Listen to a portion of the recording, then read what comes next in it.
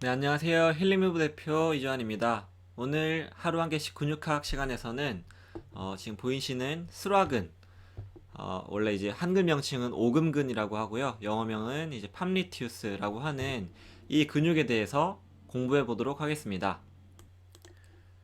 자, 이 스와근에 대해서 잘 알고 계신가요? 어떻게 보면 좀 생소하지 않을 수 있는 근육이 있는데 무릎의 기능에서는 정말 중요한 기능을 하고 있는 근육이기 때문에 오늘을 계기로 해서 잘 공부해 보시면 여러분들에게 도움이 될 것 같습니다.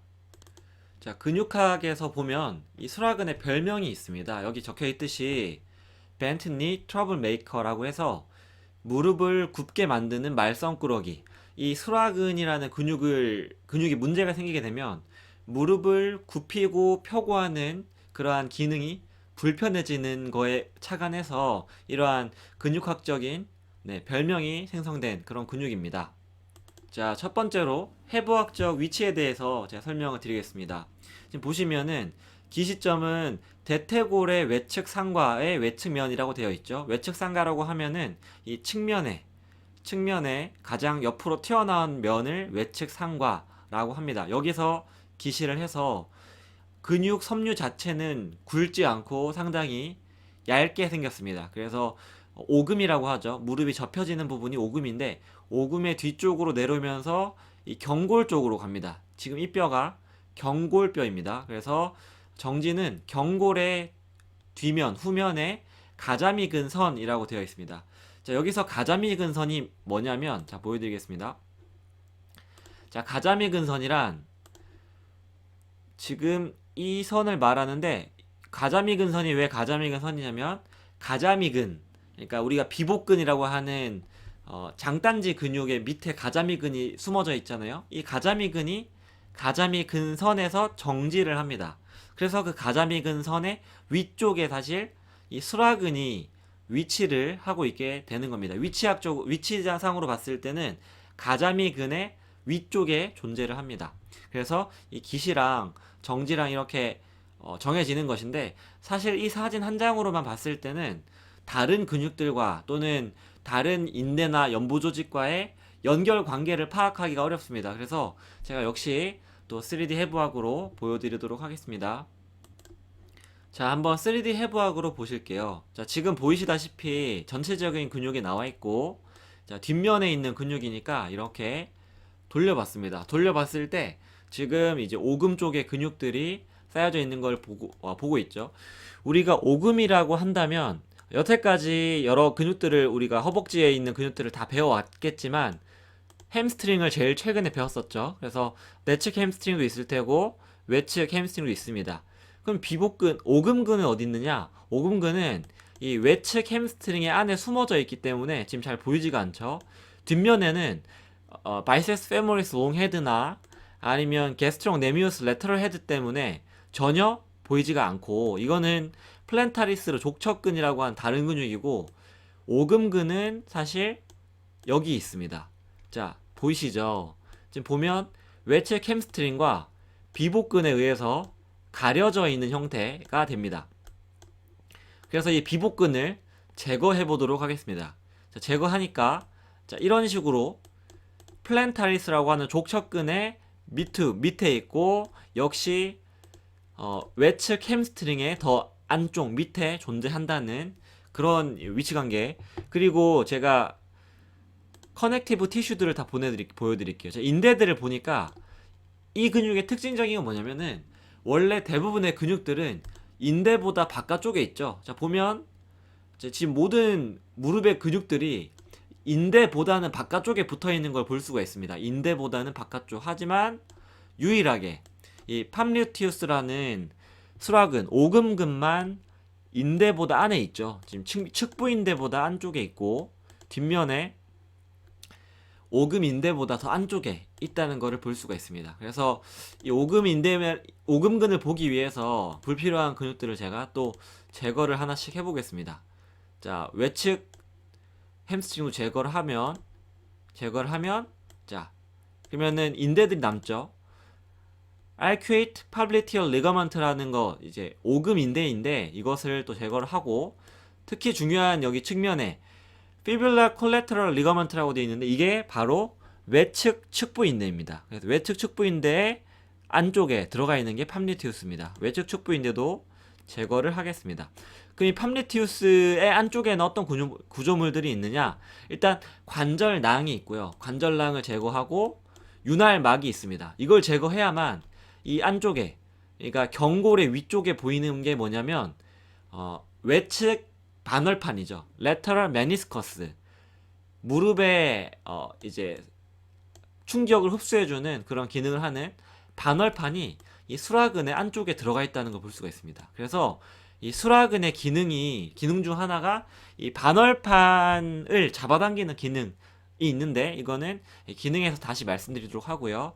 자, 마지막으로 팜리티우스만 아이솔레이트를 딱 해보니까 아까 봤던 그림이죠. 외측 상과에서부터 기시를 해서 밑으로 내려와서 경골의 뒷면에 붙습니다. 어디냐면 이 그 가자미 근선의 위쪽인 거죠. 그럼 가자미 근과 함께 한번 보여드리겠습니다. 자, 뒷면에서 가자미 근을 이미 제거를 했기 때문에 가자미 근을 다시 살리면, 자, 보시다시피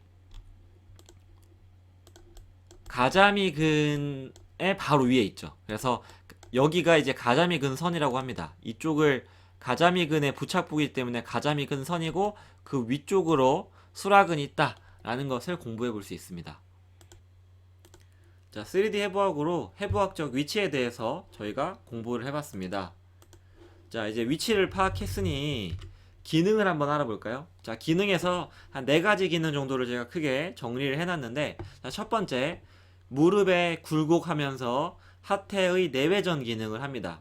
무릎을 굽힌다는 건 바로 이해가 되시죠? 무릎을 굽힌다. 무릎이 굽혀지는 햄스트링의 기능이 협력근이면서도 하태의 특히 종아리의 내외전이다 라는 것은 이 근육의 토크가 이 방향으로, 벡터가 이 방향으로 발생되기 때문에 회전이 이쪽으로 발생. 그러니까 종아리라고 한다면 경골과 비골을 합쳐서 종아리라고 하는데, 이 종아리를 내외전하는 기능을 하게 됩니다.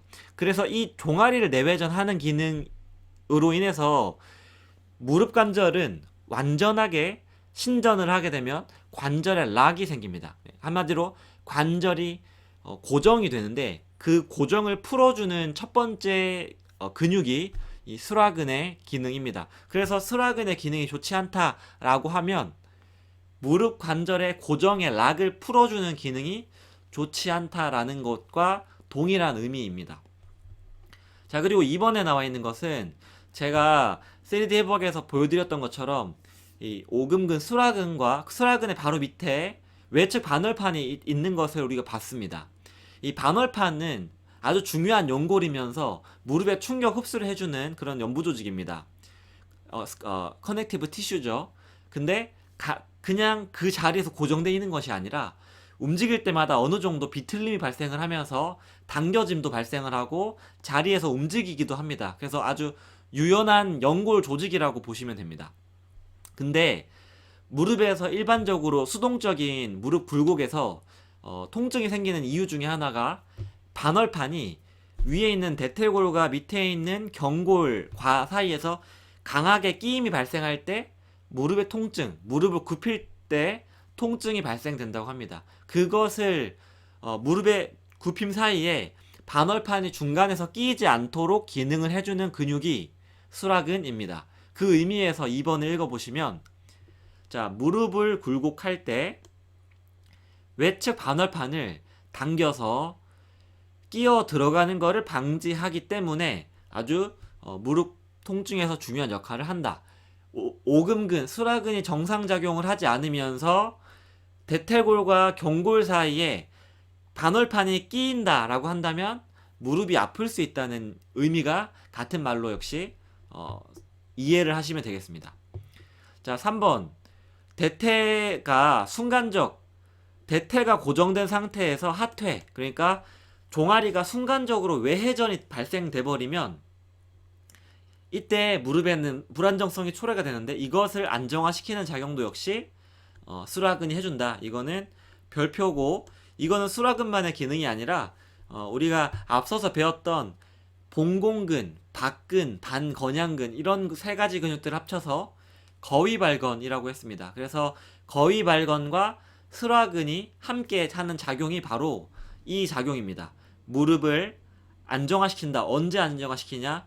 대퇴가 고정이 되어 있을 때, 하퇴가 외회전이 돼버릴 때, 그럴 때 무릎을 안정화시키는 게 수라근의 작용입니다. 그리고 마지막 작용 기능에서 제가 정리한 것은, 자, 후방 십자인대, 우리가 PCL이라고 하는 인대가 있습니다.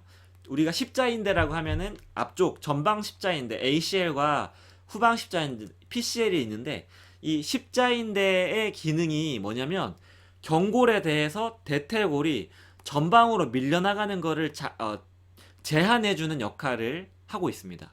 근데 이 수라근이 후방 십자인대를 도와줍니다. 그래서 대퇴골이 전방으로 밀려져 나가는 것을 막아주는 근육이 역시 이 수라근이기 때문에 수라근은 기능이 정상적이어야 하고, 통증 유발점이 있으면 그 통증 유발점을 즉시 비활성화 시켜서 기능을 살려줘야겠죠. 이렇게 수라근의 기능까지 생각해 보시면 좋을 것 같습니다.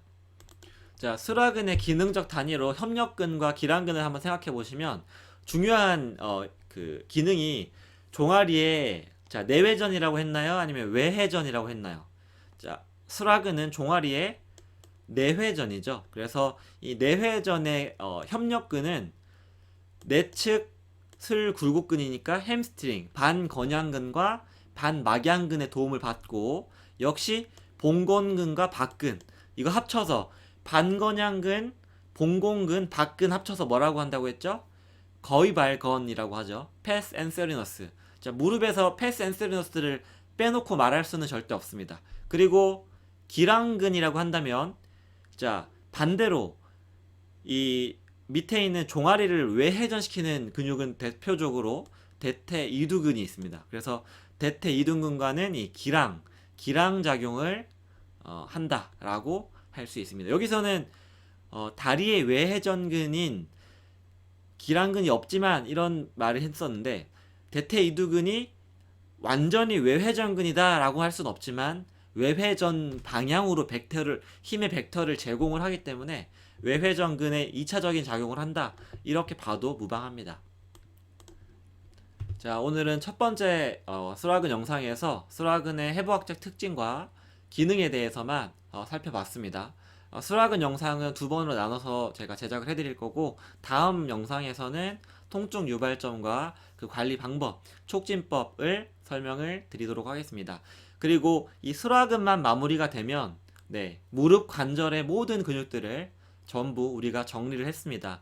여러분들께서 힐링오브 근육학을 공부하시면서 순서대로 공부하시는 걸 추천드리고, 앞서서 공부하지 않았다면은 순서대로 차근차근 공부하셔서 이 무릎까지 오시면 좋을 것 같습니다. 자, 무릎 관절 다음에는 어떤 관절이 남아 있을까요? 네, 발목 관절만 하면 우리는 이 전체 근육학을 모두 마스터를 하게 됩니다. 자, 끝까지 힐링 무브와 하루 한 개씩 근육학 마스터 하시기를 바라겠고요. 저는 또 다음 영상으로 바로 찾아오도록 하겠습니다. 오늘 영상 시청해주셔서 감사합니다.